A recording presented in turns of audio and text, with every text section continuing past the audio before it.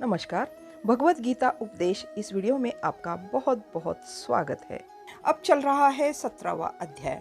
इस अध्याय में भगवान कृष्ण अर्जुन को उपदेश देते हुए कह रहे हैं कि हे अर्जुन, हमारे महान ऋषि मुनियों ने बड़े बड़े शास्त्र रचे हैं। उन शास्त्रों का हमें बड़े श्रद्धा भक्ति भाव से वाचन करना चाहिए। जो लोग शास्त्रों का अध्ययन करने के लिए अपना गला स्वच्छ करने का विचार तक नहीं करते, यहाँ तक कि कुछ लोगों को शास्त्र जानने वालों का संपर्क भी सहन नहीं होता, और जो लोग श्रेष्ठ तथा ज्ञानी व्यक्तियों का व्यवहार देखकर बंदरों की भांति उनका नकल उतारते हैं तथा चुटकियाँ बजा बजा कर उनकी खिल्ली उड़ाते हैं, ऐसे लोग पापी और दुष्ट होते हैं। ये लोग अपने ऐश्वर्य मद व अपने ही बड़प्पन अभिमान में रहते हैं, इसलिए ऐसे लोग भ्रष्ट क्रियाओं का आचरण करते हैं। ऐसे लोग अहंकारवश यज्ञ पात्र में रक्त और मांस डालते हैं, यहाँ तक कि अपनी मनौती पूर्ण करने के लिए भेड़ बकरी और यहाँ तक कि अपने बच्चों की भी बलि चढ़ाते हैं।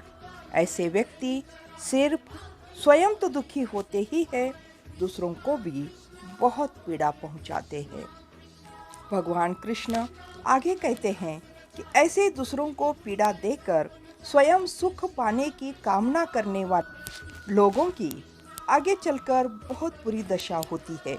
ऐसे लोग दर दर ठोकरें खाने के लिए मजबूर होते हैं, क्योंकि इनके द्वारा दूसरों को जो पीड़ा पहुंचाई गई है वह पीड़ा सीधे परमात्मा को पीड़ा पहुंचाई जाती है। भगवान आगे कहते हैं कि हे अर्जुन, वास्तव में ऐसे पापियों का संपर्क वाणी से भी नहीं होने देना चाहिए, अर्थात ऐसे पापियों से कोसों दूर रहना चाहिए। ऐसे व्यक्तियों को आसुरी स्वभाव का कहा जाता है।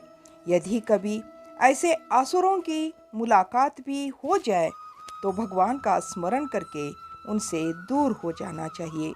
भगवान आगे कहते हैं कि जो व्यक्ति अपनी मनोवृत्ति आत्मकल्याण में लगा देता है तथा कार्यफल के बारे में अपने मन में जरा सा भी अहम भाव नहीं रखता, जो शरीर और मन से यज्ञ और नेक कर्मों में लगा देता है, वही व्यक्ति सर्वोत्तम तथा श्रेष्ठ होता है। जो व्यक्ति अपने जीते जी शरीर के मांस के टुकड़े काटता हो, जो अपने ही शरीर को नाना प्रकार की यंत्रणाएं देता हो, ऐसा तब वह केवल दूसरों को कष्ट या नाश पहुंचाने के उद्देश्य से ऐसा करता है। वह तामस वृत्ति का होता है। जो व्यक्ति आदरपूर्वक सबके साथ व्यवहार करता हो, वह सात्विक प्रवृत्ति का होता है। सात्विक प्रवृत्ति का व्यक्ति अपने अपने अधिकारानुसार ठीक तरह से सत्कर्म का आचरण करते रहता है, परंतु कभी कभी कुछ कारणों से सत्कर्मी व्यक्ति को भी सत्कर्म करने में बाधा निर्माण होती है। किसी एक गुण के अभाव के कारण सत्कर्म भी असत यानी गलत कार्य में हो जाता है। जैसे शरीर का कोई अवयव पीड़ाग्रस्त होने के कारण देह अच्छी तरह से नहीं चल सकता, अथवा जैसे चक्रहीन रथ की गति अवरुद्ध हो जाती है, ठीक उसी सत्कर्म असत हो जाता है। तब वहाँ उसका जो गुण है सत्य पर चलने का, वह गुण सत्कार वहाँ आ धमकता है, और इससे उन हीन कर्मों की हीनता भी दूर हो जाती है, अर्थात वे कर्म भी ऊंचे होकर सर्वांग पूर्ण हो जाते हैं। जो सत है उस व्यक्ति का असतपन भी मिटा देता है। जैसे कोई दिव्य औषधि भयंकर व्याधि को ठीक कर देती है।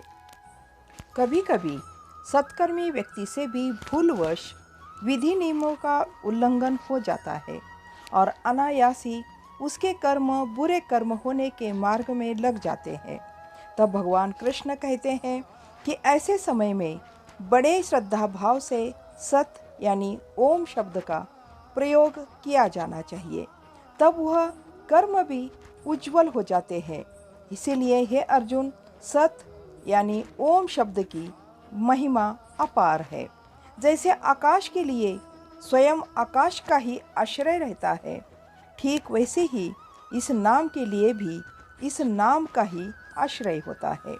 आकाश में उदित होने वाला सूर्य जैसे स्वयं ही स्वयं को प्रकट करता है, वैसे ही यह नाम भी स्वयं ही अपने ब्रह्म स्वरूप को प्रकट करता है। यह नहीं समझना चाहिए कि यह तो सिर्फ 3 अक्षरों का समूह है, अपितु यह तो साक्षात ब्रह्मा है।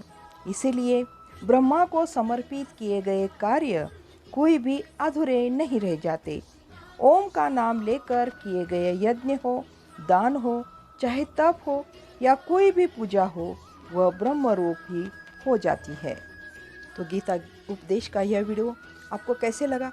अच्छा लगा तो लाइक शेयर कमेंट ज़रूर करें। नए हो तो सब्सक्राइब करना ना भूलें। मिलते हैं अगले वीडियो में और एक विचारों के साथ। तब तक के लिए धन्यवाद। जय श्री कृष्ण।